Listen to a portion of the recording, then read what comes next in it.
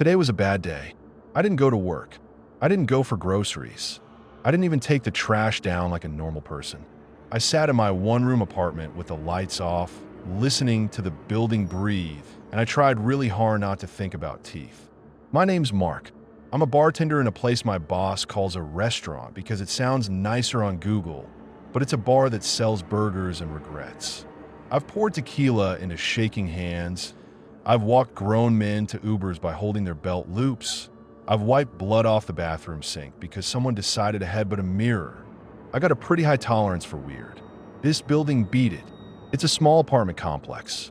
3 floors. Same layout stacked on itself. Like somebody photocopied a bad idea and kept printing until they ran out of ink. 1 bedroom, 1 bathroom per unit. Narrow hallways. Cheap tiles. A stairwell that smells like damp cardboard and old cooking oil. The kind of place you move into when you're broke and you tell yourself it's temporary. You blink and you've been there a year and a half and your couch still has somebody else's cigarette burn on it. When I moved in, I knew about 5 neighbors the way you know about people when you share walls and mailboxes. 2 old ladies on the first floor. They wore housecoats like armor. One had a little dog with a crooked tongue. The other had a 1,000-yard stare like she'd seen every kind of man and wasn't impressed by any of them. On my floor, 3rd, there was an old lady who always smelled like onion and menthol. She was always coming back from somewhere with those plastic grocery bags that dig into your fingers. Always too many bags for one person, like she was feeding someone else. Then there was a young guy on my floor. I never met him. I just saw him in pieces, hood up, headphones, shoulders hunched, keys jangling. He moved like he was trying to be invisible. And then there was Carl. Carl lived on the 2nd floor, right under me.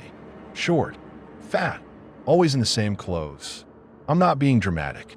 Same brown jacket, same gray sweatpants with the knee blown out, same shoes that looked like they'd been left in a swamp and then put right back on his feet.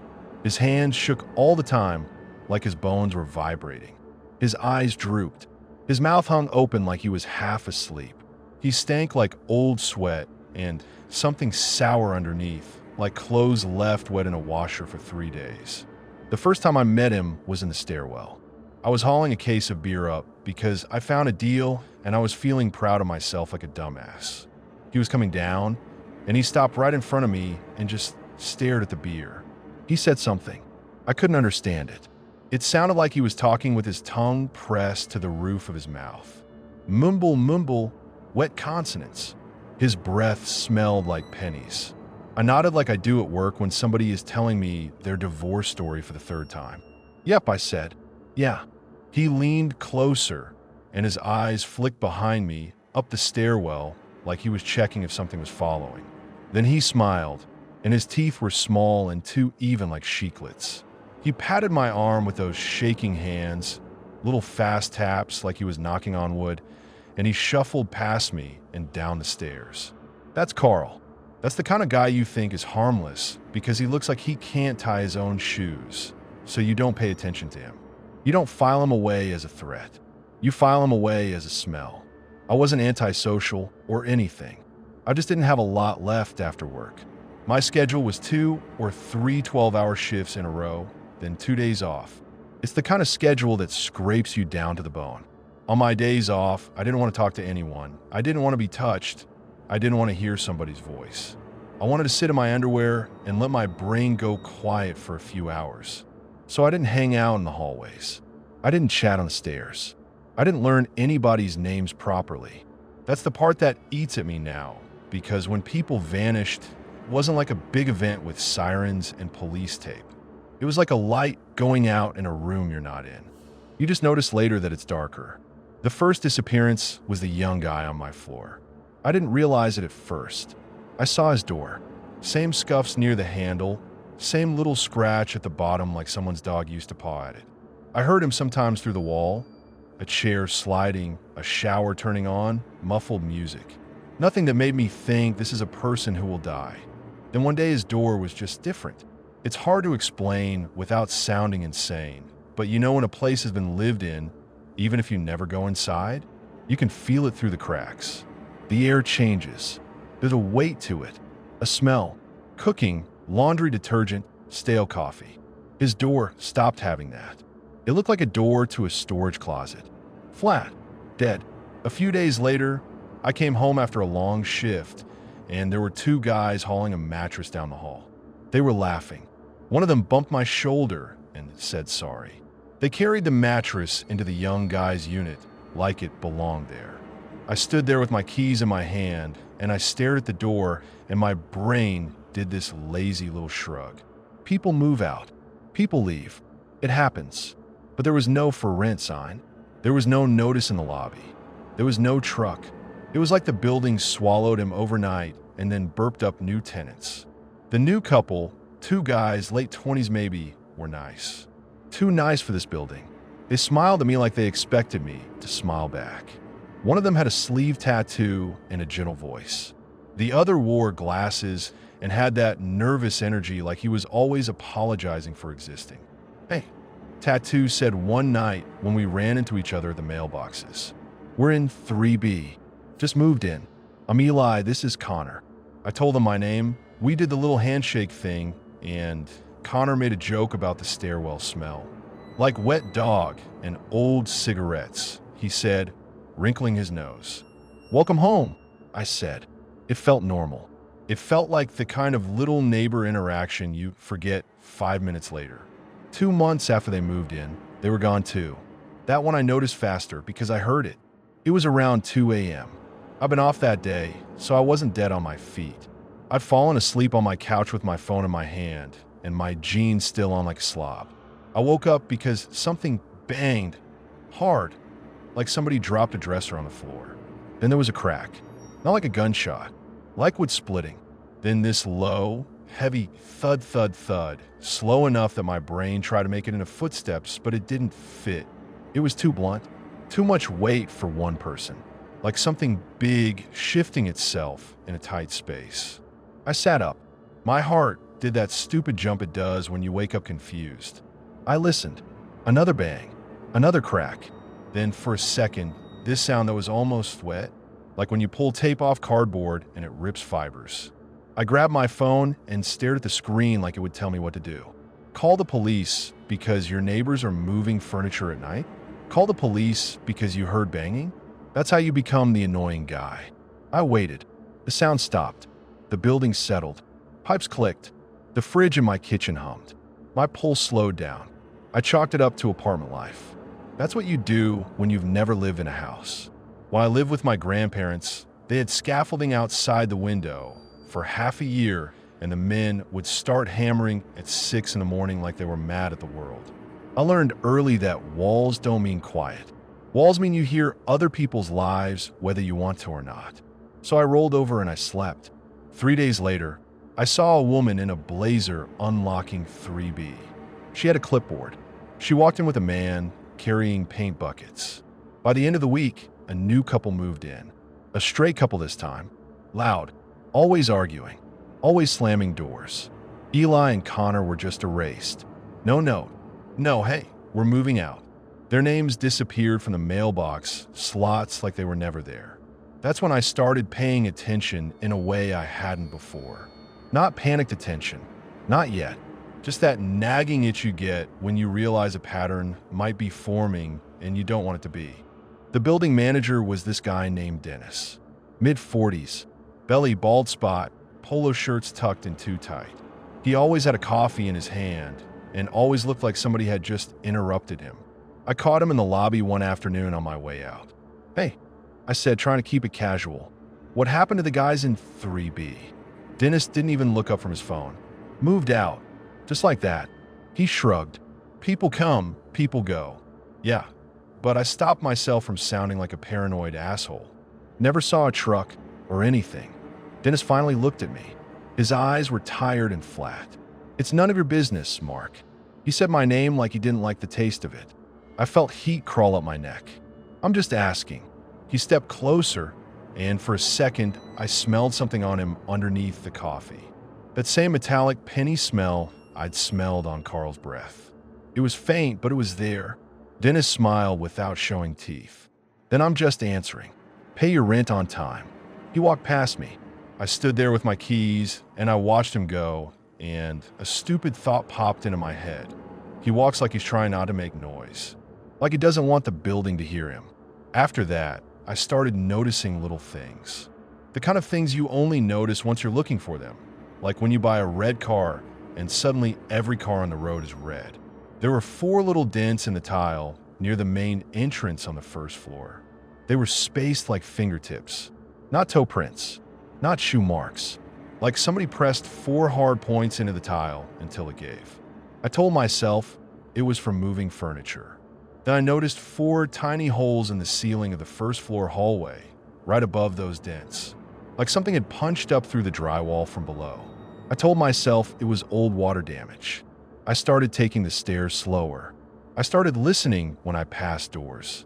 I started checking the peephole before I left, not because I was afraid of a robber, but because I had this stupid fear of running into Carl in the hallway and having to do the whole nodding yep routine while he stared past me at something I couldn't see. Carl got worse over time, or maybe I just started seeing him clearly.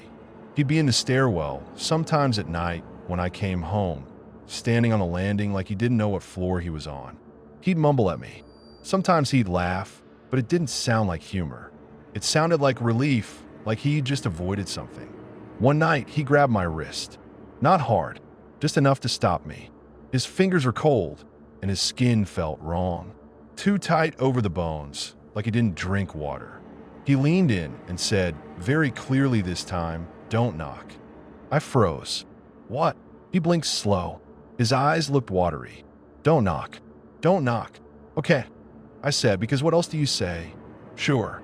He let go, and his hand kept shaking like it was still holding something. He shuffled down the stairs, and as he went, he did this little tapping with his fingers on the railing. 4 taps. Always 4. Top, top, top, top. I stood there on the landing with my skin crawling, and I stared down into the darkness of the stairwell until I couldn't hear his footsteps anymore. I told myself Carl was just weird. I told myself he was on something. I told myself he had a mental thing. I've seen plenty of people like Carl at the bar. You learn to nod, and you learn to forget. But that night, I didn't forget. That was around the time I found the rules. It wasn't dramatic. It wasn't like a leather-bound book with blood on it. It was a yellow post-it note stuck to the inside of my mailbox slot like somebody had put it there when I wasn't looking. The kind of cheap neon paper that curls at the edges. No name. No. Nesbo. Just handwriting in thick black marker, all caps, like whoever wrote it wanted it to be readable even if your hands were shaking. At first, I thought it was some building notice. Rent is due, or stop leaving trash in the hall, that kind of thing. I peeled it off and read it, and my stomach did this slow, heavy drop. There were 7 rules, not suggestions, not please, rules. Rule 1. If you hear knocking from inside your walls, do not knock back, not even once. Rule 2. If the hallway smells like metal, stay inside until the smell is gone. Do not open your door to check. Rule 3. Never use the stairwell between 2:11 and 2:27 a.m. If you have to leave, use the front door and go outside first. Rule 4. If you see 4 dents in the tile that weren't there yesterday, don't step on them. Step over. It matters. Rule 5. If Carl speaks to you clearly, do what he says. Don't argue. Don't ask why. Rule 6. Keep something salty by your door. A bowl, a packet, anything. Replace it every Sunday. Rule 7. If you hear heavy breathing in the first floor hallway, do not go downstairs. Call in sick. Close your bathroom door. Wait. Rule 6 was almost funny. Salt? Like a ghost movie? Like I'm supposed to sprinkle a line and chant? Rule 3 sounded arbitrary as hell. 2:11 to 2:27. Who the fuck comes up with that? Rule 4 sounded like somebody being OCD. Rule 5 made my throat go dry because it meant someone else had noticed the same thing I hadn't noticed about Carl. Someone else knew there were moments he wasn't mumbling. Moments he sounded like he meant it. The post-it shook in my hand, and I realized my hand was shaking too. I looked around the lobby like I was going to catch the person who put it there. The lobby was empty. Just the hum of fluorescent lights and the smell of old carpet. I walked back upstairs with the post-it in my pocket like it was contraband. Inside my apartment, I sat on the edge of my bed and read it again, slower. I tried to make it make sense. My first thought was, prank. Somebody's messing with a newish guy. Somebody wants to freak me out. But then I remembered the banging and the cracks at 2 a.m. I remembered the dents in the tile. I remembered Carl grabbing my wrist and saying, "Don't knock." And I remembered Dennis smelling faintly like pennies. A prank doesn't usually line up with reality like that. I taped the post-it to the inside of my kitchen cabinet door where I keep my mugs because I didn't want it visible if somebody came in, but I wanted it where I'd see it every day. I told myself I was doing it as a joke. Like, haha, creepy rules, whatever. Then I poured myself a drink at 9 in the morning, and I sat on my couch, and I watched the front door like a dog waiting for its owner. Nothing happened for a while. Not in a way I could point to anyway. Then summer hit, and the building got hot and damp, and the air in the hallways felt thick like you could chew it. People started leaving their doors open sometimes to catch a breeze, and you'd smell everyone's lives. Garlic, cat litter, cheap weed, fried food. I got stuck working this corporate party at the bar. Some company celebrating something they didn't deserve. They drank like they were trying to erase a year. They were loud. They were handsy. They tipped like shit. They left around 3 a.m. We cleaned until 5 or 6. My boss, asshole sober, weirdly affectionate drunk, kept pouring beers for the team. I drank because it was there and because it made my feet hurt less. When I finally left, the sky was that ugly early morning gray. The streets were quiet in that way that feels wrong, like the city is holding its breath. I went out for a smoke because that's what you do when you don't know how to go home and sit with yourself. I leaned against the brick wall behind the bar and listened to distant birds and the buzz of streetlights. I didn't say goodbye to anyone. I never do. If you say goodbye, people want a last beer, a last shot, a last whatever. I don't. I just want to go home and shut the world out. So I walked back to my building with nicotine on my tongue and beer in my stomach and sweat cooling on my back. The first thing I noticed when I opened the main door was the smell. Metal. Strong. Like you stuck your nose in a jar of pennies. Like blood in a hot sink. My hand froze on the door handle.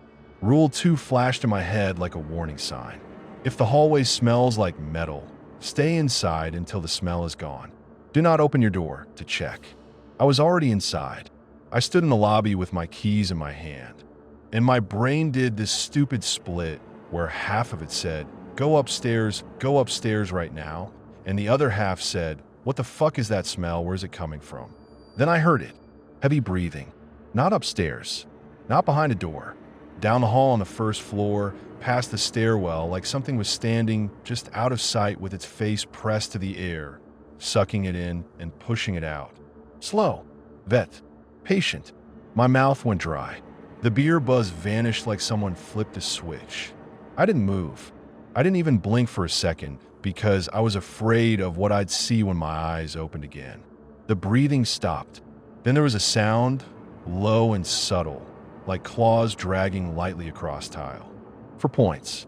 Scratch, scratch, scratch, scratch.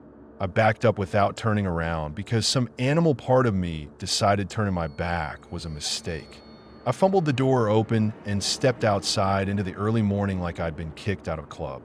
I stood on the sidewalk and sucked in air that smelled like car exhaust and stale rain, and I realized my hands were shaking so hard my keys were jingling. I looked up at my windows like I could see into my own apartment from the street. Of course I couldn't. It was just black glass reflecting the gray sky. I could have left. I could have walked to a diner and waited for daylight. I could have called someone. I could have done a lot of smart things. Instead, I did the dumb thing people do when they're tired and they want normal. I waited on the sidewalk for maybe 15 minutes, smoking another cigarette I didn't need, watching the front door like it might open on its own. The smell wasn't outside. The smell stayed trapped in the building. At one point, I thought I saw movement behind a lobby glass. A tall shadow sliding past, too smooth. I blinked and it was gone. Could have been my own reflection. Could have been the beer. Could have been my brain trying to make a monster out of nothing. Eventually, I convinced myself it was nothing. I went back in.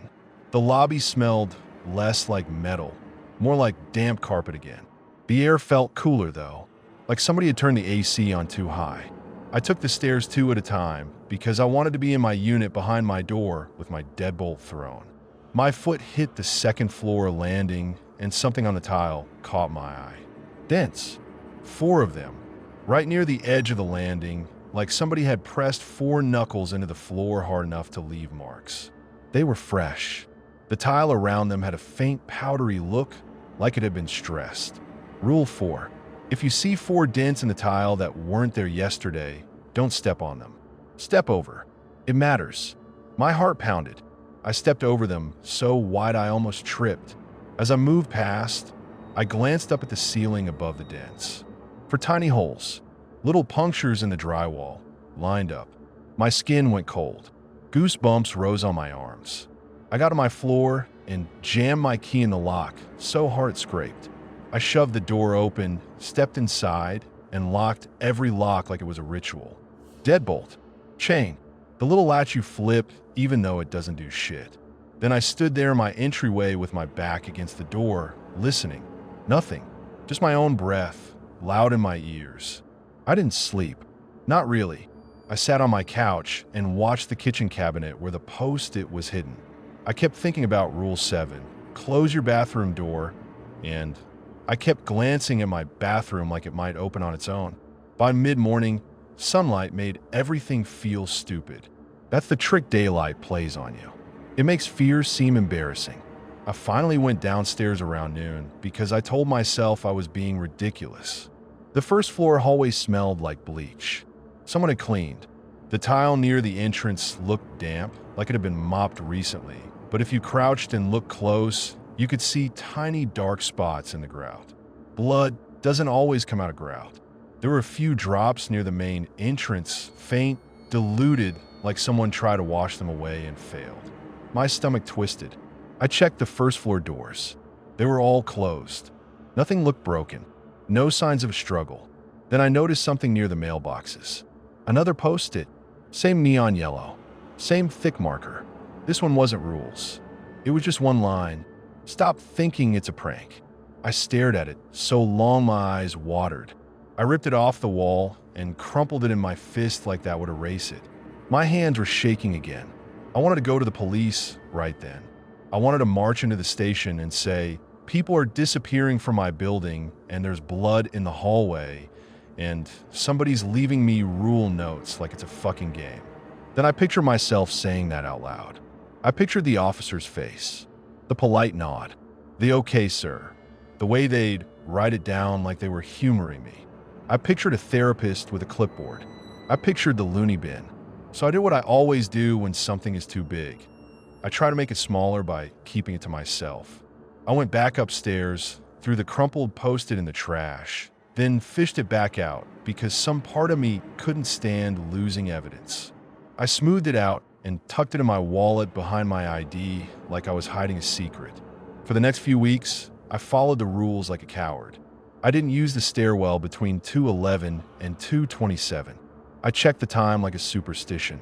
If I came home at 2:05, I'd wait outside on the steps, smoking and watching cars pass, until 2:28 like that would keep me alive. I kept salt by my door, a little bowl from my kitchen filled with table salt. Every Sunday, I dumped it and refilled it like I was doing some weird domestic chore. Rule 6 felt deceptively safe. It made me feel like I was doing something, like a talisman. Sometimes I'd hear faint knocks from inside my walls, tiny taps like someone testing drywall. Once, half asleep, almost knocked back out of reflex like you do when you think a neighbor is pounding on the wall because your music is too loud. I stopped myself with my hand inches from the plaster, heart racing, sweating in the dark. I stopped going out on my days off. I stopped inviting people over. I made excuses. Work's been crazy. I am tired. I am sick. I became a guy who lived in his apartment like it was a bunker. Carl started showing up more. Sometimes he'd be sitting on the second floor, landing with his back against the wall, head tilted like he was listening through the concrete. He'd look up as I passed, and his mouth would open slightly, like he wanted to speak, Then he'd close it again and go back to listening. One time, I came home from work around 1:50 a.m. and I saw him at the mailboxes, hunched over like he was reading something. I slowed down. My hand slid into my pocket and closed around my keys like they were a weapon. Carl turned his head slowly, like a puppet being pulled. He looked at me. His eyes were clearer than usual. He said, "You smell like it." I froze. "What?" He sniffed the air, exaggerated like a dog. His nostrils flared. His hands shook harder. "Metal," he whispered. "You bring it." "What the fuck are you talking about?" I heard myself say, "Sharp because fear makes you mean." Carl flinched like I'd hit him. Then his face changed, his jaw tightened, his eyes narrowed, and for a second he didn't look drunk or sleepy. He looked alert, like a person who knows what's coming. He stepped closer. He raised one shaking finger, pressed it to his lips. "Don't," he said, clear as day. "Don't make noise." Rule 5 hit me like a punch. If Carl speaks to you clearly, do what he says. Don't argue. Don't ask why. I swallowed hard. My throat felt tight. I nodded. Carl exhaled slow. His shoulders dropped a fraction, like he'd been holding tension in his bones. Then he mumbled again, the old Carl returning, and he shuffled away, tapping the mailbox with his fingers, 4 fast taps, before disappearing into the stairwell. That night, I stood in my apartment with my ear to the wall like an idiot, listening for anything. I didn't hear knocking. I didn't hear breathing, but I did smell something faint through the vent in my bathroom. Metallic, warm, like rust in a wet pipe. I closed the bathroom door and sat on my couch until the sun came up. By the time fall came, the hunters showed up in the woods outside town. You could hear gunshots some days. Even in the city, distant pops like the world was cracking. People at the bar talked about deer season, about bucks, about who got what. Men who couldn't run a mile without wheezing bragged about killing things. It was normal, stupid conversation. Except every time I heard those distant shots, my mind pictured something else being hunted. I started noticing my building on those days. How the air would go still sometimes. How the hallways would feel colder, even when the heat was on. How the lights would flicker in this slow pulse that didn't match any electrical issue I could explain.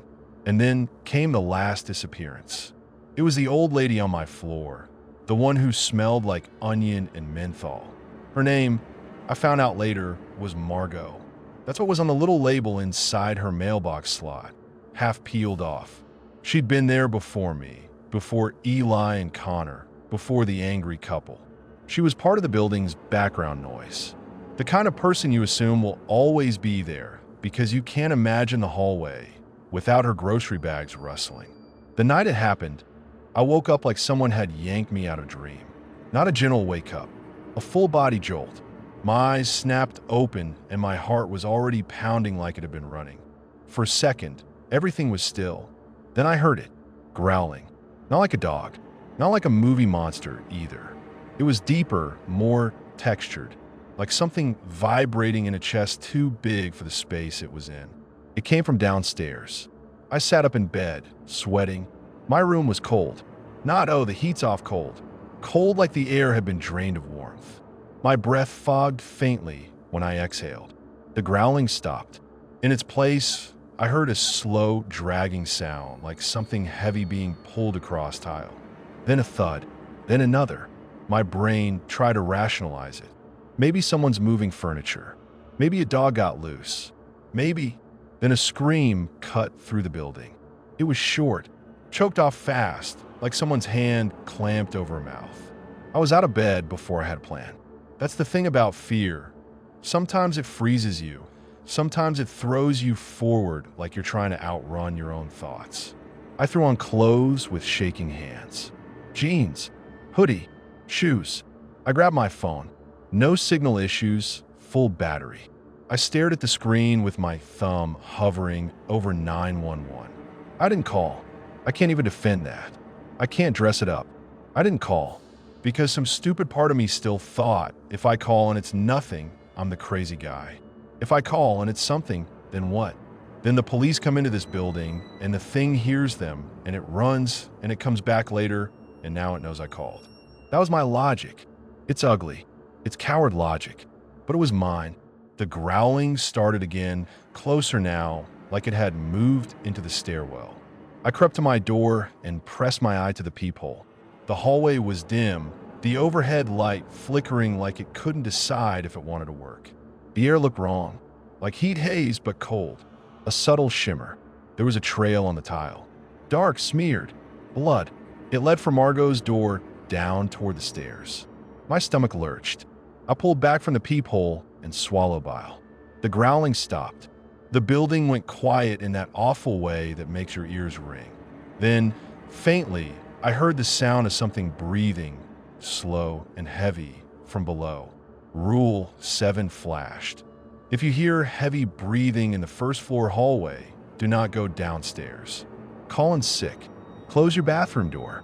Wait, but this wasn't the first floor hallway. This was my floor. My neighbor's blood was on the tile. I stood there, frozen, arguing with myself without moving my lips. Wait, lock the door. Let the police handle it. But the police wouldn't handle it, would they? They didn't even handle Eli and Connor. They didn't handle the young guy. There were no missing person flyers. There were no cops knocking on doors asking questions. There was just replacement tenants like plug and play. And Margot was old. Margot couldn't fight whatever the fuck was down there.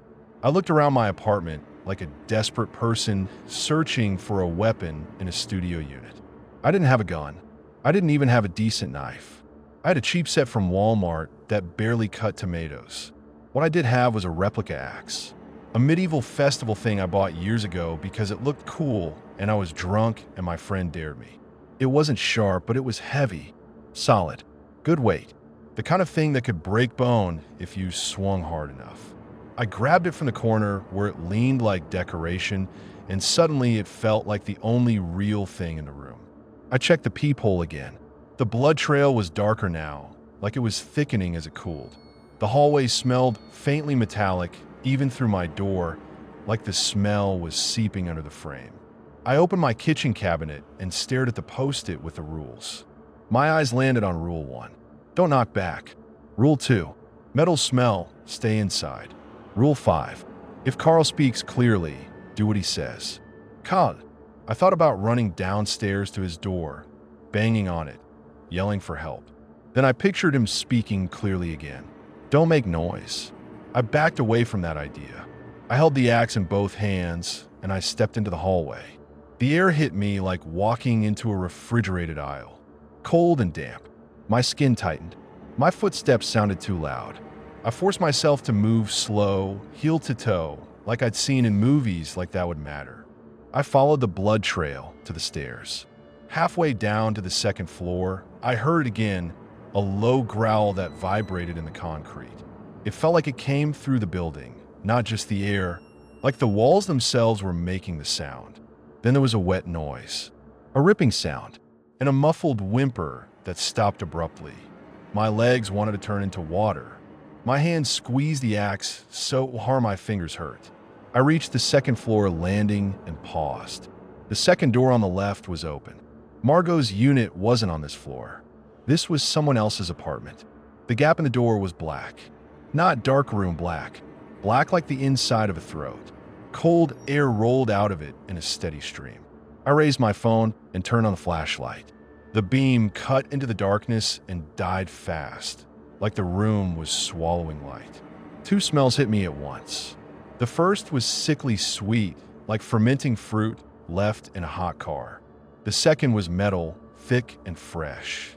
I took one step closer, and the floor tile under my foot made the tiniest squeak.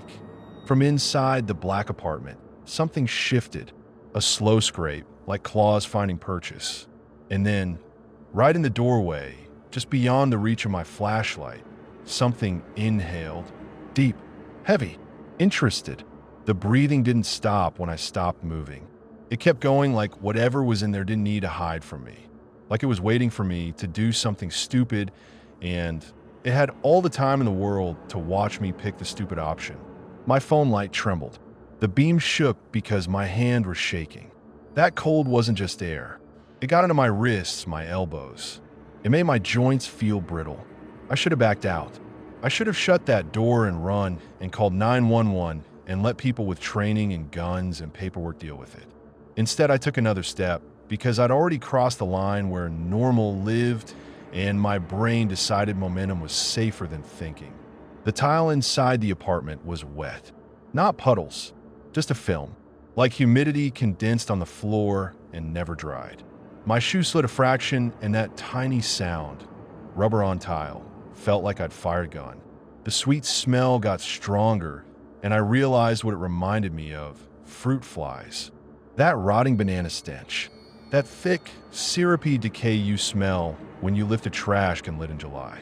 Then the metal smell punched through it again and dragged my thoughts right back to blood. My light caught the mirror in the little hallway first. It was one of those cheap, full-length mirrors people lean against a wall because they don't want to drill holes. The glass had streaks on it, dark streaks that didn't look like Windex mist spots. The mirror showed the kitchen behind me at an angle I couldn't see directly. And in the mirror, in the kitchen, there was a shape. Tall, thin, wrong. It wasn't standing like a person stands. It leaned like it was bracing itself against the counter, or like its spine didn't know how to hold it upright. Its head was too high and too narrow. Its arms hung longer than they should. The silhouette wasn't sharp. The edges blurred like there was heat in the air, except everything was freezing. I couldn't see a face, just a blank slope where a face should be. It didn't rush me. It didn't lunge. It just shifted, slow, deliberate, like it knew the mirror trick, like it was letting me see it because seeing it was part of the punishment. My mouth opened and no sound came out. My lungs locked up. Then from somewhere deeper in the apartment, there was a wet drip. Drip, drip, drip. My eyes flicked to the ceiling. The phone light caught little dark beads hanging from the drywall like condensation. One fell and hit the tile with a soft tick. Not water, too thick. I swallowed hard and tasted bile. My brain finally did something useful. It told me my phone light was a bad idea. All it did was show the creature where I was. It kept my hands occupied. It gave me tunnel vision. I thought about Rule 2 and felt like an idiot. Stay inside. Don't open your door to check. Don't. Yeah, too late. The shape in the mirror moved again. A subtle sway, a shift of weight, and the breathing got louder. It wasn't just lungs. It sounded like something forcing air through a space that didn't fit it. Like a bellows, like a big animal trying to breathe through a small mouth. I did the dumbest thing I've ever done in my life, and I committed to it like it was a plan. I hurled my phone into the kitchen. Not tossed. I threw it like a frisbee, hard and flat, because my hands needed to be empty and because I needed light where the thing actually was. The phone spun end over end, the flashlight beam strobing across cabinets and tile and a table and something dark on the floor. The phone hit the far cabinet with a crack and clattered down, landing flashlight up. For half a second, the kitchen lit up clean and bright. And there it was. It was pale. Not white person in winter pale. Pale like wax. Like fat. Like the underside of a fish. It was thin in a way that made my skin crawl. Not skinny. Not starving. Thin like it had been stretched. Like its skin didn't belong on its bones. It didn't have a face. I'm not being metaphorical. There was no face. No eyes. No nose. No mouse. Just a smooth, blank plane of skin where features should be, with faint lines like scars or seams like someone tried to make a face and gave up. Its head tilted toward the phone light like it was listening to the brightness. Its chest rose and fell. I saw ribs. Too many ribs. Or maybe the ribs were just wrong. And there was a dark, ragged hole in its side. A gunshot wound, fresh enough that the blood around it still looked wet. Black-red in the harsh light. The smell hit me so hard my eyes watered. Hunters. Somebody out in the woods had hit it. And now it was here. Its arms, God, its arms, ended in hands that weren't hands. For long fingers, jointed too many times with nails that weren't nails. They looked like keratin hooks, curved and worn like they'd been used on concrete. 4. Rule 4. The dents. The holes in the ceiling. It lifted one of those hands and touched the counter lightly, almost delicate, and the laminate dented under the pressure. Then it turned its blank face toward me. Not eyes, nothing, but I still felt it look at me like it had a spotlight inside my skull. My body moved before my brain did. Pure animal. I stepped forward and swung the axe with both hands like I was chopping a log. The axe head caught it in the shoulder area, where a shoulder should have been, and the impact jolted up my arms and into my teeth. It was like hitting a bag of wet sand over a frame of sticks. There was resistance, then give. The thing made a sound. It wasn't a scream like a person. It was a layered noise like two sounds at once, a high, sharp shriek and a low, vibrating bellow underneath. It rattled the cabinets. It made the glass in the mirror buzz. I almost dropped the axe. My hands went numb. It jerked away from the blow in this jerky, off-balance way like it didn't understand pain, like it had to translate pain into movement. It moved fast, not sprinting, not lunging. It unfolded. It flowed. 1 second it was by the counter, the next it was halfway toward me, and I barely saw it move because the light was behind it and its limbs blurred. I yanked the axe back up, trying to get another swing, but it didn't give me room. Something stabbed into my leg. It felt like a hot metal rod, like a nail driven through muscle. My knee buckled instantly, my whole leg going dead for a second before pain detonated up to my hip. I looked down and saw one of those hook fingers buried in my thigh. Not deep, but deep enough. Blood ran down my jeans in a warm rush. I made a sound then. Not words, just a guttural, helpless noise. The thing yanked its hand back, and the hooks tore fabric and skin on the way out. White-hot pain. My vision flashed. I swung the axe again, wild, more panic than aim. The axe clipped its side, close to the gunshot wound, and it recoiled like I'd hit an exposed nerve. Its whole body convulsed. It slammed into me with its shoulder or chest or whatever that part was, and I went down hard on the tile. My head cracked against something, maybe the wall, maybe the floor, and sparks exploded behind my eyes. The axe clattered out of my hands. The phone light in the kitchen made everything strobe when it shifted, casting the thing's shadow across the ceiling in long, spidery shapes. The thing stood over me. It didn't pounce. It didn't finish me. It just leaned down, blank face hovering inches above mine, and the cold coming off, it was like opening a freezer. I couldn't see eyes, but I felt it examine me, like it was reading me, like it was tasting my fear without needing a mouth. Then it did something that made my stomach twist. It sniffed. A slow inhale. The blank face tilted down toward my neck, toward the blood in my jeans, toward my breath. I held my breath without meaning to. For a second I thought, this is it. This is when it eats me. This is when my apartment becomes a dead door and some new guy moves in and jokes about the stairwell smell. And then it flinched. Not from me. From somewhere else. A sharp crack echoed from outside, distant, like a gunshot from the woods carried on night air. Or maybe it was a car backfiring. Or maybe it was nothing. But the thing reacted like it heard something it didn't like. It jerked upright. Its head snapped toward the kitchen window, like it was tracking sound through glass and brick in distance. Its breathing sped up, harsh and angry. Then it did the strangest thing. It backed away. It took 2 steps back, then 3, fast, like it didn't want to turn its back on me, but it didn't want to stay. Its hand touched the wall, and the wall flexed. I'm not exaggerating. The drywall bowed inward under those 4 hooked fingers like it was soft, like it was wet paper. It pressed, and the wall gave with a muted crunch, and the thing slid into it like it was slipping into water. In less than a second, the kitchen was empty except for my phone light and the blood and the smell. I lay there on the tile, gasping like I'd been held underwater. My leg pulsed. I could feel blood soaking my jeans and spreading under me in a warm slick. The apartment was silent now, except for my own breath and the faint buzzing of my phone flashlight. I moved my fingers. My hand still worked. I moved my toes on the good leg. They still worked. I started laughing. Not because it was funny, because my brain didn't know what else to do with the fact that I was alive. Then I crawled, dragging my leg toward the kitchen to grab my phone. Every movement sent pain through my thigh like electricity. I clenched my teeth so hard my jaw ached.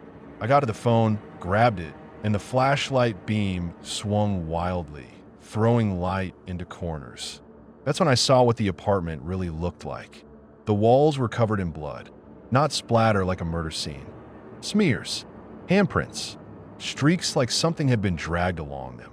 Some blood was fresh and bright. Some was dark and dried, almost black. And there were holes, not little nail holes, big holes, hand-sized, 4-point holes clustered together, punched through drywall. Some were patched badly, like someone tried to cover them and failed. Some were just open mouths leading into darkness. Pathways. My stomach dropped again. I forced myself up to a knee, leaning on the counter, phone light sweeping.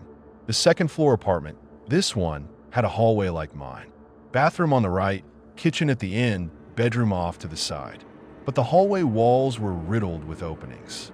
4-point punctures connected into larger tiers, like a creature had started with claws and then widened the gap by ripping. Behind the drywall was not insulation and studs like it should be. Behind it was space, a hollow channel big enough for something to crawl through. The sweet smell wasn't rot from a trash can. It was rot from meat. I staggered back toward the living room, trying to look anyway because I couldn't stop myself. In the bedroom doorway, my phone light caught something hanging.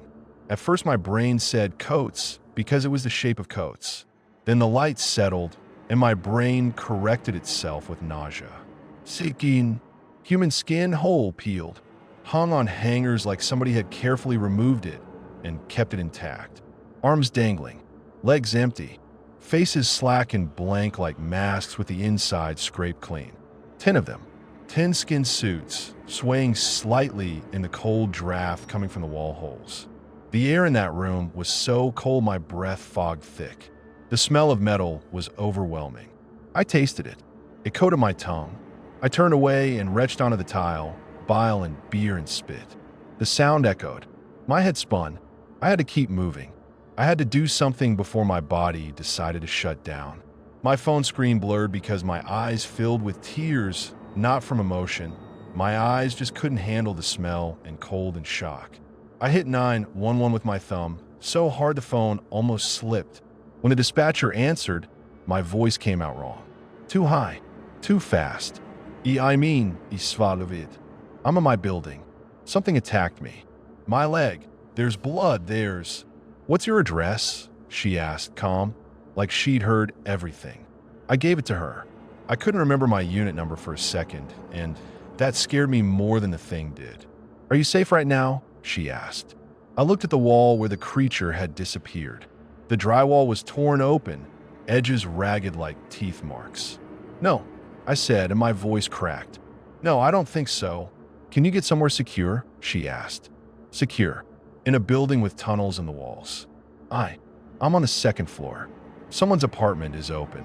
There's bodies. There's skin. Please. Her voice changed then. Not panicked. Sharper. More focused. Sir, help is on the way. Stay on the line.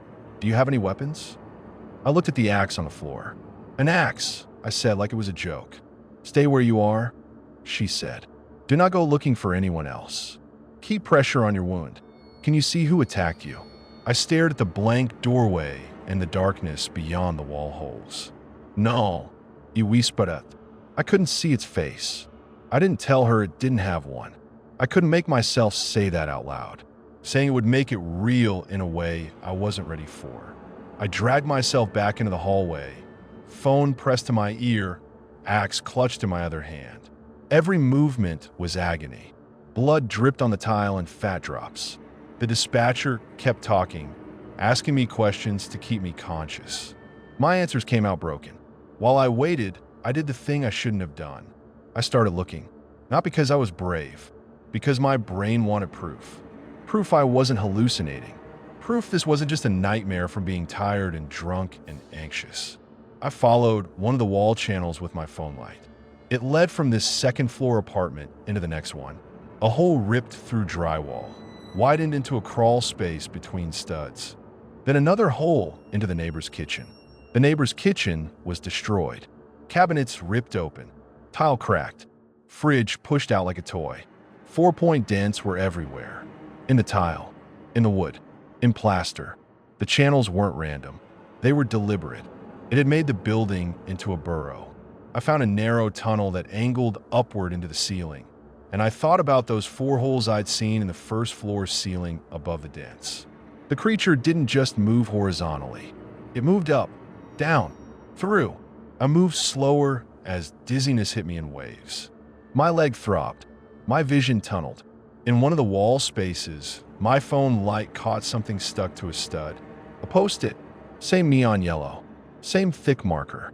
It was damp at the edges like the air in there had been what a long time. The handwriting was different though. Messier. Shaky. It said, "You didn't listen." Underneath, someone had drawn 4 dots in a square. I stared at it until my eyes unfocused. "Sir," the dispatcher said in my ear. "Sir, stay with me." "I'm here," I croaked. My tongue felt thick. "It's in the walls. It's in the walls." "Help is almost there," she said. I heard sirens then. Faint, distant, growing louder. Relief hit me so hard my knees tried to fold, but I was already half on the floor. And then the building did something I'll never forget. The temperature dropped. Not slowly, not like a thermostat, like a wave. It rolled through the hallway and hit me, and my breath came out in a white plume. The hair on my arm stood up. My fingers went numb around the axe handle. The drywall around one of the wall holes creaked. Soft, slow, like something shifting inside. I froze. My phone light trembled toward the hole. Something moved behind it, not fully emerging, just a ripple, like skin sliding over bone. And the breathing started again. Close, inside the wall, right next to my head. I couldn't move. My body locked. My mouth went dry. Then, faint, through the wall from somewhere else, 4 taps. Talp, talp, talp, talp. Kang, or Dennis, or the building itself. The sirens got louder, and the breathing in the wall paused like it was listening. For one horrible second, I thought it was going to come back out and finish me before help arrived. Like it didn't want witnesses. Instead, the breathing retreated. The creak faded. The cold lingered. A minute later, the first cop's boots thundered up the stairs. The apartment door swung wider and light flooded in. Real light, harsh flashlight beams, voices, radio static, human noise. "Hey, hey, hand where I can see them," someone shouted. I tried to lift my hand, but it felt like it weighed 100 pounds. The axe slipped from my fingers and clattered on tile. "Jesus," someone said, and then another voice, closer, "He's bleeding bad." They grabbed me under the arms. It hurt. I yelped. The world tilted. "Who did this?" A cop barked, and he sounded mad, like I'd inconvenienced his night. I wanted to laugh. I wanted to scream. I wanted to say something that doesn't have a face, something that crawls through walls. Instead, I said, "It was in here. It went into the wall." Silence. Then what? It went into the wall. I repeated, and I heard how crazy it sounded and my throat tightened. Another voice, softer, probably a medic. "He's in shock." They dragged me into the hallway and laid me on my back. My phone got taken from my hand. Someone pressed gauze to my leg, and the pain made me black out at the edges.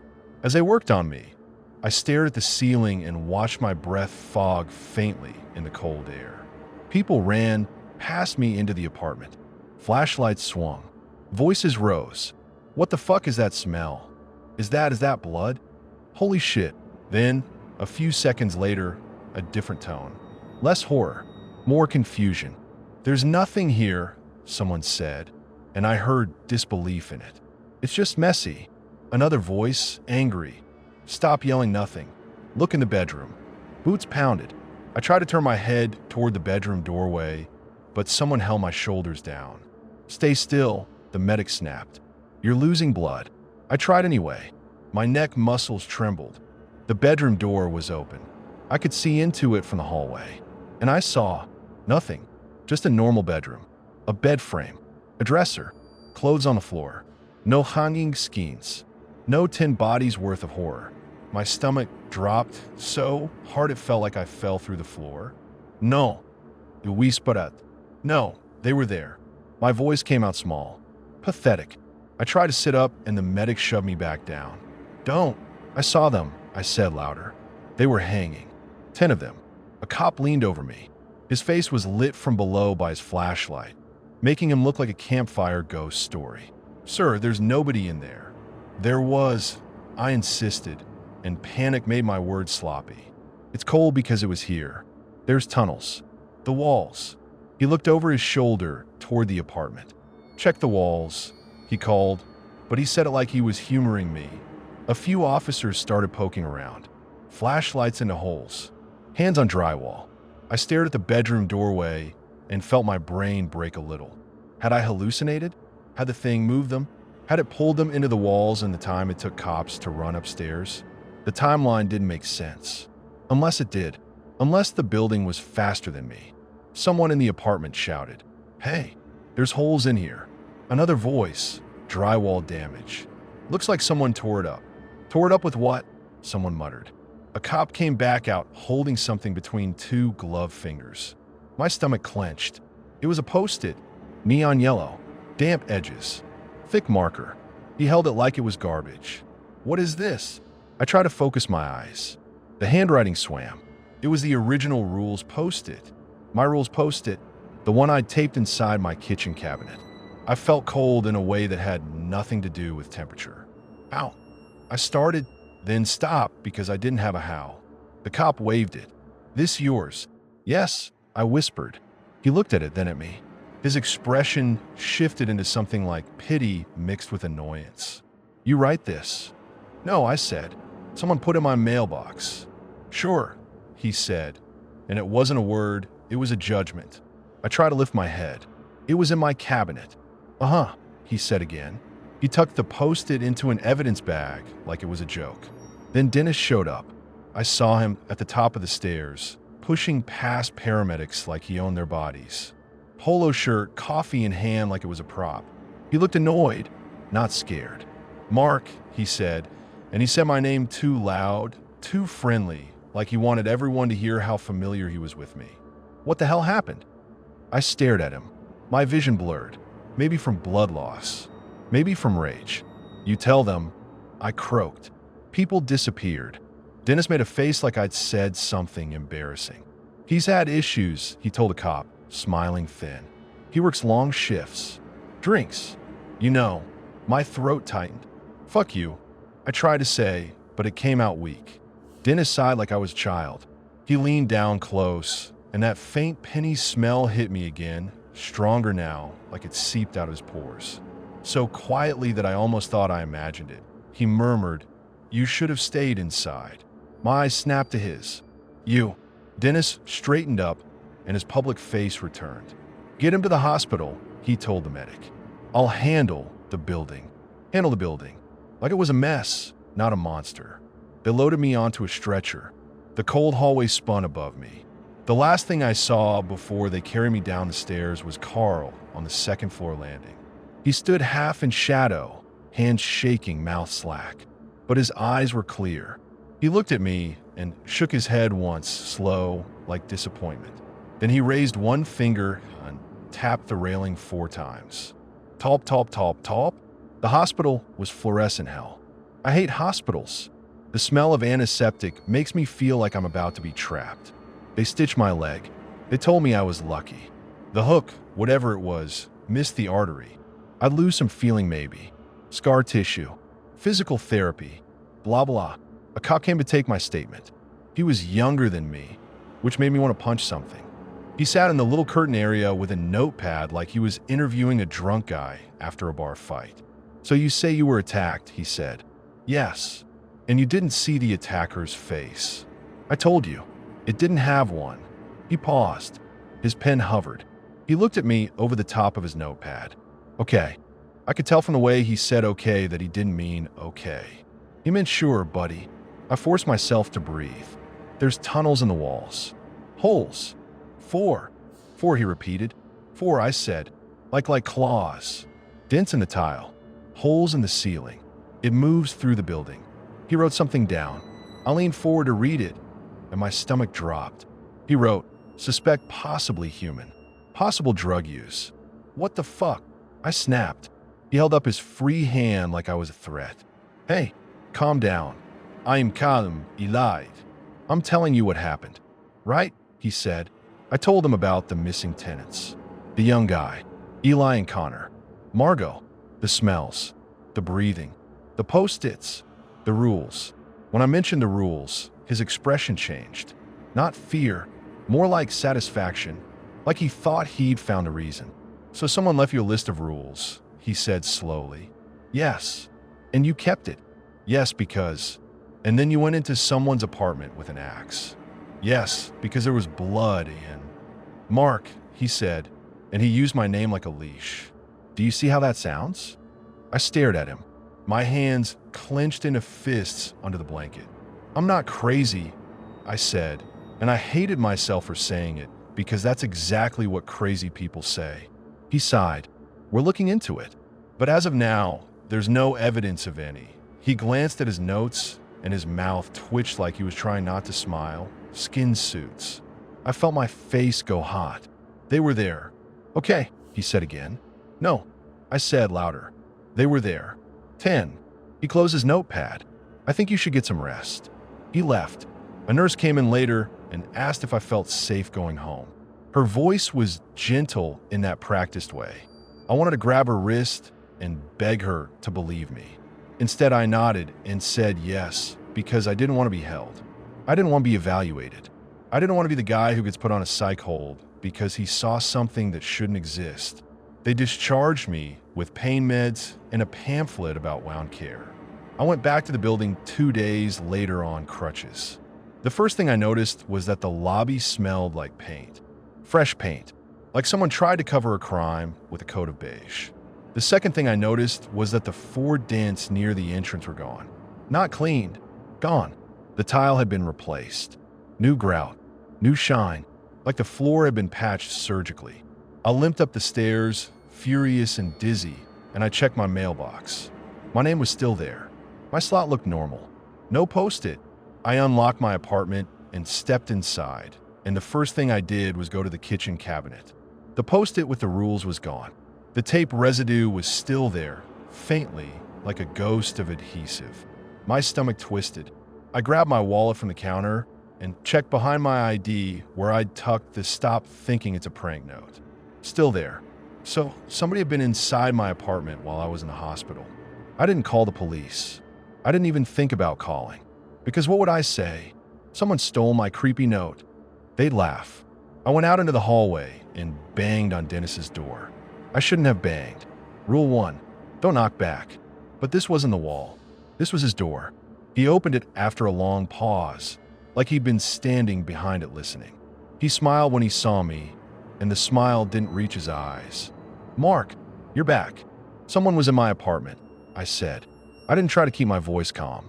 I didn't have the energy to pretend. Dennis's eyebrows lifted. Really? My rules note is gone, I said. The one I showed the cops. It was in my cabinet. Now it's gone. Dennis leaned his head to one side like he was considering a puzzle. Maybe you moved it. I didn't move it, I snapped. I was in the hospital. Dennis shrugged. Maintenance. Maybe they went in to check the. He glanced at my crutches. Damage. You didn't tell me, I said. You didn't call. You didn't. Dennis's smile tightened. I don't need to call you to do maintenance. It's in your lease. Bullshit, I said. My voice shook. You're covering something up. Dennis's eyes hardened. For a second, he looked like he wanted to hit me. Then he stepped closer until his chest almost touched my crutch, and he lowered his voice. I'm going to say this once, he murmured. If you want to keep living here, you stop making noise. You stop talking to people. You keep your door shut. My mouth went dry. What? He smiled again, soft and ugly. Because you're not special, and the building doesn't like attention. He shut the door in my face. I stood there in the hallway, shaking, and for a second I smelled metal under the paint, and it made my eyes water. I started sleeping with the lights on after that. Not every night. At first, I tried to be normal. I tried to go back to work. I tried to joke with customers like I wasn't imagining a blank face hovering inches from mine. But the moment I closed my eyes, I saw the skins hanging like coats. I saw my phone light spinning.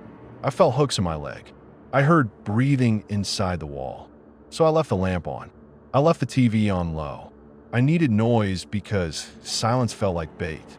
Then I'd remember Carl telling me not to make noise, and I'd panic and shut everything off, and I'd sit in the dark listening to my own heartbeat.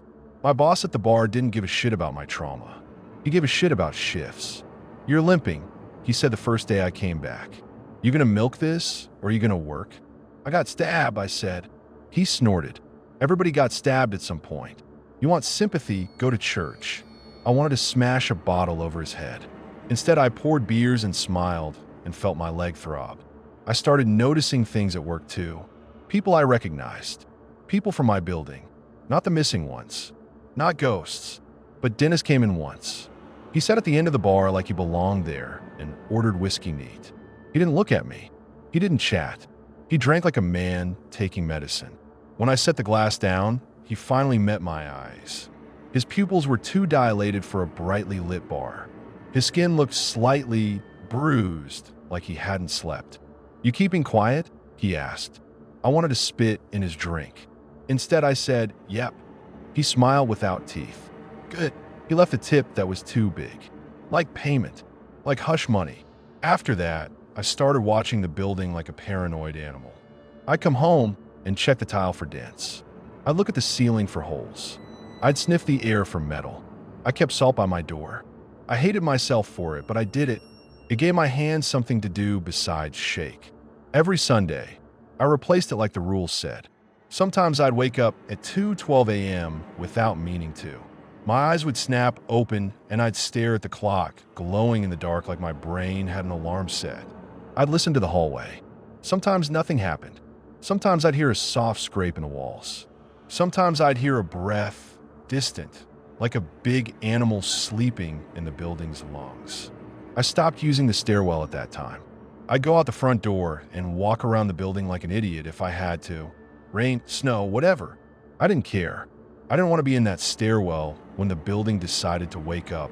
I tried to talk to the other tenants, the ones still there, but it was like trying to grab smoke. People didn't make eye contact in this building. They didn't linger.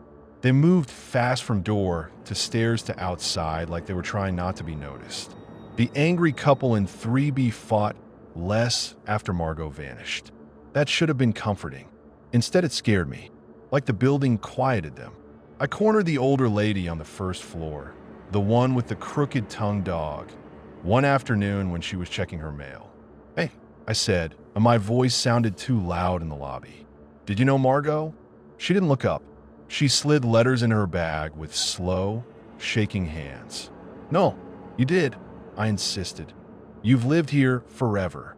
She finally glanced at me.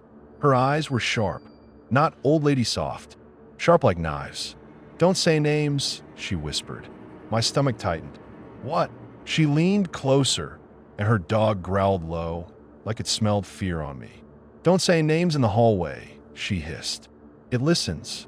It learns." I swallowed hard. "You know about it." Her face went blank. "I know about rent," she said, louder, like she was performing for cameras. "Leave me alone." Then she yanked her dog's leash and shuffled away, not looking back. That night, I found another post-it. It wasn't in my mailbox. It wasn't on the lobby wall. It was stuck to my door, right above the peephole like an eye patch. My stomach dropped so hard I almost vomited. I didn't touch it at first. I stared at it like it might explode. Same neon yellow. Same thick marker. It said, "Rules don't work if you make yourself important." Under it, for dots. My throat went dry. I looked up and down the hallway. No one. I ripped it off and slammed my door and locked it so hard the frame rattled. Then I realized what the note meant. Someone was watching me follow the rules. Someone was leaving notes to correct me, and they didn't want me to feel safe doing it. The next morning, I went to Carl's door. I didn't knock. I just stood there like an idiot, staring at the peephole on his side. I could hear something inside. Not TV, not music, a faint rustle, like fabric dragging on the floor. I leaned closer and pressed my ear to the door. Nothing. Then very softly from the other side for taps. Top, top, top, top. My skin went cold. Call, ivi spirit. Silence. I should have left. I should have gone back upstairs and shut my door and pretended I never did this. But my mouth moved before my brain approved. I'm not trying to get you in trouble. I murmured. I need to know what the fuck this is. The door handle twitched. Not opened. Just moved slightly like someone touched it. Then Carl spoke. Clear. If you ask questions, he said softly, it asks back. My heart hammered. It asked you. A pause. Then, in a voice that sounded like it hurt him to use it, Carl said, it asked me first. I swallowed hard. What did it ask? Silence stretched, so long my knees started to tremble. Then Carl whispered, barely audible, why did you stay? I felt my stomach twist. What do you mean? Carl didn't answer. The door handle twitched again. Then his voice changed back to mumble garble, like the clear speech drained him. Go away. Go. Go. Go. I stepped back, breathing hard, and I realized my hand was shaking so badly I could hear my keys jingling in my pocket. I went upstairs and locked myself in and sat on my couch staring at the cabinet where the rules used to be. Why did you stay? Because rent was cheap. Because moving sucks. Because I didn't want to admit I'd made a mistake. Because some stubborn part of me thought if I could just understand it, I could control it. Stupid. All of it. The weeks blurred after that. The building got quieter, like it was holding its breath. Then, one night in October, maybe November, time got slippery. I came home and the lobby smelled like metal again. My whole body went cold the moment I stepped inside. I froze with my hand on the door handle, half in, half out. Rule 2, stay inside until the smell is gone. Don't open your door to check. I backed out immediately and shut the door, heart pounding. I stood outside on the steps for what felt like hours, smoking until my throat hurt, watching the lobby through glass. The lobby lights flickered. The hallway beyond looked darker than it should, like the light didn't want to go in there. Then, through the glass, I saw movement on the first floor. Not a person, a tall shadow sliding past, smooth and fast like something in water. My stomach flipped. I stumbled back from the door like it could reach through. I wanted to run. Instead, I stayed on the steps because I didn't know where else to go. My phone buzzed. A text from my boss. You coming in tomorrow, or are you going to keep being a baby? I laughed out loud, sharp, bitter. Inside the building, something tapped. 4 taps against glass. So soft, I almost thought it was the wind. Top, top, top, top. I backed away from the door until my back hit the metal railing. I didn't go inside that night. I walked to a 24-hour diner and sat in a booth with a coffee I didn't drink, watching families and drunks and college kids, pretending I was normal. When morning came, I went back. The lobby smelled like paint again. That smell, paint, became a pattern. Metal, then paint. Like covering tracks. Like wiping its mouth. I started leaving little marks for myself. Tiny pieces of tape on the baseboard near dents.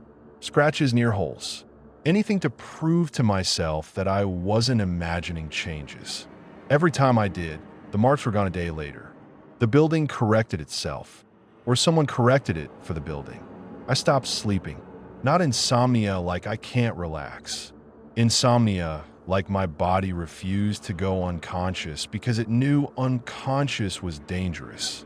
I doze off for minutes, snap awake with my heart racing, sure I'd heard breathing. I started hearing whispers too. Not voices, not words. More like pressure, like someone standing behind you. Like a thought that isn't yours scraping the inside of your skull. The worst part is I started getting used to it. That's what scares me now. How fast you can normalize hell if it's quiet enough. Then winter hit. The air got sharp. Streets got salted. The bar got busy with holiday bullshit. People drank harder. People cried more. People tipped worse. My leg scar itched constantly. The nerve damage made it feel like ants were crawling under my skin. One night in early December, I came home and found my door unlocked. I know it was unlocked because I always lock it twice. Always. Even before all this. It's a habit. I stood in the hallway staring at the door handle like it was a snake. My stomach rolled. I didn't go in right away. I pressed my ear to the door. Nothing. No breathing. No movement. I pulled the door open slowly. My apartment looked normal. Couch. Sink. Dirty dishes. Same cigarette burn on the couch. Same stupid life. Then I smelled it. Not metal. Not paint. That sickly sweet ferment smell. My throat tightened. I stepped in, slow, and my phone light swept across the floor. There, right in front of my bathroom door, was a small pile of salt. Not my bowl by the front door. A fresh pile, like someone poured it deliberately. On top of the salt pile sat a post-it, neon yellow, thick marker. My stomach clenched. I lifted it with 2 fingers like it was contaminated. It said, "Deceptively safe." I stared at those words until my vision blurred. Rule 6. Keep something salty by your door.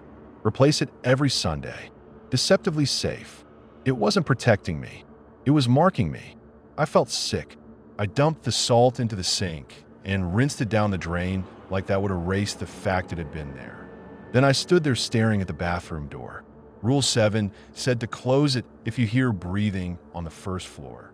I've been doing that. Like a ritual. Like it mattered.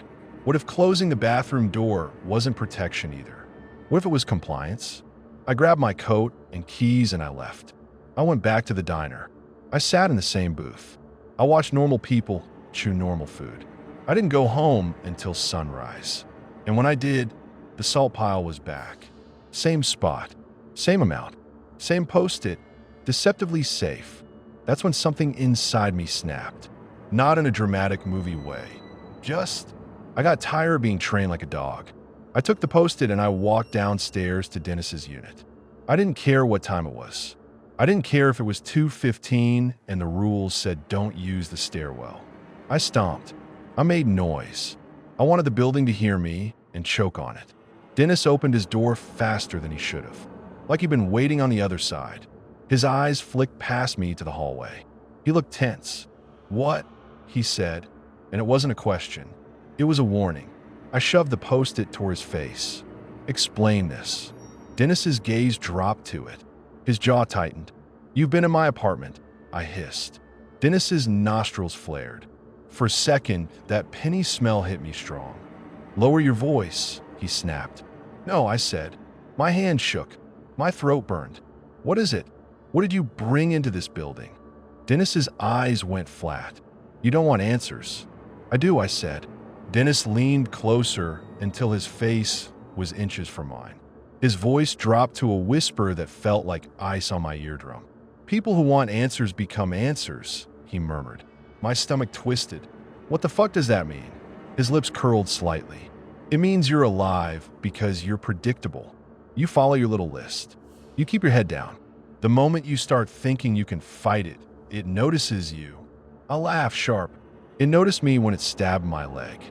Dennis's eyes flashed. "And it let you go," he said. "You ever wonder why?" I swallowed. My mouth went dry. Dennis's gaze slid past me again, toward the stairwell, like he heard something I didn't. Then he shoved me hard, not enough to knock me down, but enough to make my crutch scrape. "Go upstairs," he hissed. "Right now. Close your bathroom door." Rule 7. My pulse spiked. "What?" Dennis's face tightened. "Because you're about to smell metal."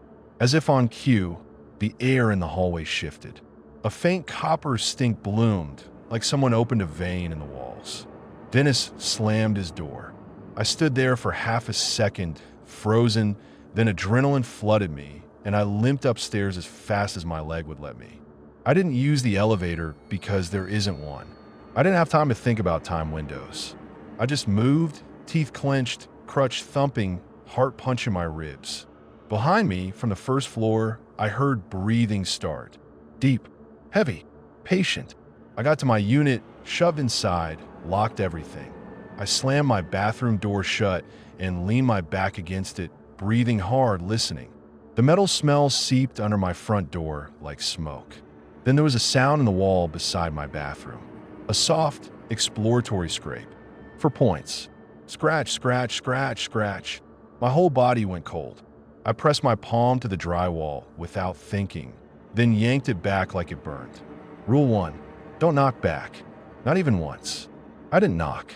I just stood there shaking, listening to it test the wall like it was finding a seam. Then it stopped. Silence. For a long moment, nothing happened. No crash. No scream. No monster bursting through. Then, from the hallway outside my apartment, I heard someone's footsteps. Slow. Dragging. Like somebody pulling a heavy bag. Then a wet thud.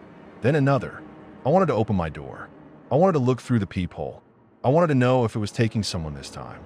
Rule 2 said, don't open the door to check. I stayed inside. I did exactly what the list trained me to do. And I hated myself for it. In the morning, the hallway was clean. Paint smell again. No blood. No dents. Nothing. But the angry couple in 3B were gone. Just gone. Their mailbox slots were empty by noon. Their door looked dead by night, like nobody had ever lived there. I sat on my couch staring at the wall, and I realized the rules didn't save people. They saved you from becoming inconvenient. They kept you quiet. They kept you from interfering. They kept you from seeing too much. I thought about the 10 skins I saw and then didn't see. I thought about how fast the building could rearrange itself. I thought about Dennis showing up with coffee and paint like a janitor for the impossible. And I thought about Carl. I hadn't seen Carl since that night the cops carried me out. Not once. His door stayed shut. No footsteps. No mumbling in the stairwell. Nothing. One evening, I limped down to his door and pressed my ear against it again. At first, silence. Then, very faint, I heard something inside that made my stomach drop. Breathing. But not Carl's. Not human. Not wheezy old man. Not smoker's cough. Deep. Slow. Patient. Like the building had moved its lungs into Carl's unit. I stumbled back, heart hammering, and I stared at his door. On his doorknob hung a strip of neon yellow paper. Not a post-it. Longer. Like a torn piece of legal pad. 4 dots drawn at the top. And one word. Carl. A name tag. My throat went dry. Don't say names in the hallway, the first floor lady had whispered. It listens. It learns. The building learned Carl. And Carl, maybe he'd been its warning system. Maybe he'd been the guy tapping 4 times to tell it, not now, or to tell it this one's quiet. Maybe he'd been paying it in something. I backed away and went upstairs and didn't sleep for 2 days. After that, the thing left. Or at least it stopped making itself obvious. Weeks went by. No metal smell. No breathing. No banging. No dents. No post-its. The building felt almost normal again, in the way a scar feels normal once it stops bleeding. My leg healed enough that I didn't need the crutches. I still limped when it rained. My thighs still burned, sometimes like a phantom hook was in it. The cops came by once more and asked a few questions. Different cop this time. Older. He looked bored. They told me they found evidence of illegal drug activity in one of the vacant units. They told me squatters had likely been using the building's maintenance spaces. They told me someone probably tried to scare me. They said crackhead, like it explained the world. I asked them about Carl. I asked them where he was. I asked them why his mailbox slot was empty and his door smelled like rot. They shrugged. People come, people go. Dennis replaced the hallway carpet on the 2nd floor. New beige, fresh glue smell. He fixed the drywall in a bunch of units. He patched the ceiling. He painted over everything like a man painting over a crime. For a while, I let myself pretend maybe I'd imagined it. Then January came. That's where I am now. January, and it's cold in a normal way outside, and the bar is slow, and people are trying to be better versions of themselves for 2 weeks before they give up. I've been trying to be normal too. I go to work. I smile. Eat pour drink. I nod at customers' problems like they're the biggest thing in the world because that's what you do. I come home. I lock my door. I replace my salt every Sunday, even though it makes me want to punch a wall. I don't talk in the hallway. I don't say names. And for 3, maybe 5 months, nothing happened. I can't even tell you exactly when the confrontation was because time got weird after that. Trauma messes your calendar up. Days blur. Nights stretch. But the thing was gone long enough that people in the building started acting like people again. A little. Someone left a package outside their door without fear. Someone played music loud enough that I could hear bass through the wall. For a minute, I almost believed the building had exhaled and moved on. Then, last week, I heard it again. Not inside. Outside. I was sitting on my couch with a beer I didn't want, watching dumb TV, trying to let my brain go soft for once. Around midnight, the sound came through my window. A low growl, distant at first, like a dog in an alley. Then closer. The hair on my arms stood up immediately. My skin went tight like it remembered. I muted the TV and leaned forward, listening. The growl wasn't steady. It pulsed, like a throat vibrating with restraint. I got up slow and went to the window. I live on the 3rd floor, facing the back lot where the dumpsters are and the little strip of dead grass that never grows right. There's a single streetlight back there that flickers on cold nights. I pulled the curtain back, just enough to look. The lot was empty. No dog, no person, just the dumpsters and the snow crusted on top like dirty frosting. Then the streetlight flickered, and for a second, I saw movement near the dumpster. A tall shape, half behind it, too thin to be a person in winter clothes, too still to be an animal. It leaned forward slightly, and the light caught something pale. Not a face, just that smooth blank plane. My stomach dropped. My mouth went dry. The thing's blank head tilted up toward my window like it could smell me through glass. And it breathed. I didn't hear lungs that time. I felt the window vibrate faintly, like the breath had weight. I stumbled back from the curtain, heart hammering so hard I thought it would break my ribs. I told myself it wasn't real. I told myself it was a shadow. I told myself the streetlight flicker made my eyes lie. Then from outside, I heard 4 soft taps. Top, top, top, top. Not on my window. Not directly. On the building. Like a code. Like it was saying, I'm here. I didn't sleep that night. I sat on my couch with my phone in my hand, staring at the front door, listening for breathing in the walls. Nothing came inside. The next night, it was outside again. Same growl, low and patient, circling the building like a shark. Same 4 taps, somewhere below, like it was testing the structure. The 3rd night, I found a post-it on my door. Neon yellow, thick marker. My stomach flipped so hard I almost fell. I ripped it off and held it up to the light. It wasn't rules. It wasn't a warning. It was one sentence. You kept it quiet for me. Thank you. Underneath, 4 dots. I stood there in the hallway with my fingers numb, and I finally understood the part I'd been too scared to accept. The rules weren't a way to survive. They were a way to participate, to help it feed without getting your hands dirty, to keep the building calm while it did what it did, to keep you from calling the police at the wrong time, to keep you from opening the wrong door, to keep you from saying the wrong name. And I had followed them. I had been a good tenant. I had been useful.